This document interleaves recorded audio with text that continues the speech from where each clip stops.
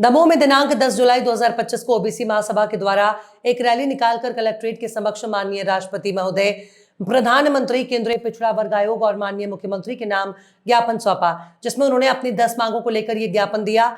महासभा में रैली में शामिल सभी लोगों ने नारे लगाते हुए ज्ञापन दिया, जो एडिशनल कलेक्टर को दिया गया, जिसमें उनकी खास मांगे थी कि मध्य प्रदेश ओबीसी के होल्ड 13% पदों के अनहोल्ड करके 27% लागू कर तुरंत अभ्यर्थियों की नियुक्ति की जाए। 2027 की सामान्य जनगणना में जातिगत जनगणना का कॉलम जोड़ा जाए। अन्य पिछड़ा वर्ग के छात्रों को मेडिकल इंजीनियरिंग, मैनेजमेंट सहित समस्त प्राइवेट कॉलेजों में सरकारी फीस पर एडमिशन दिया जाए। जातिगत भेदभाव और ओबीसी समाज पर दिनों दिन बढ़ रहे अन्याय अत्याचार के खिलाफ पिछड़ा वर्ग को ओबीसी अत्याचार निवारण अधिनियम मिले। हैदराबाद, तेलंगाना में ओबीसी आरक्षण 42% पंचायत चुनाव से पहले लागू किया जाए, अन्यथा की स्थिति में ओबीसी महासभा पंचायत चुनाव का बहिष्कार करेगा। ओबीसी महासभा ने कलेक्टर के समक्ष किस सिलसिले में ज्ञापन दिया है?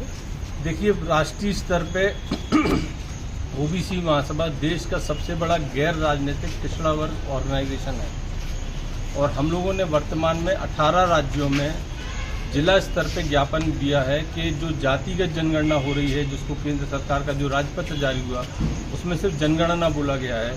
हम लोग कहते हैं कि इसको जातिगत जनगणना करिए, जो कैबिनेट का निर्णय था। दूसरा, जो मध्य प्रदेश में 13% पिछड़ा वर्ग का होल्ड है, उसको संपूर्ण 27% किया जाए, इसी को ज्ञापन। इसके पहले भी क्या ज्ञापन दिया गया?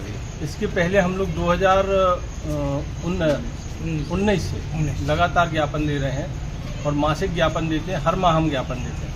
भारत का एकमात्र संगठन है जो हर माह ज्ञापन देता है। तो अभी क्या आश्वासन दिया है सर?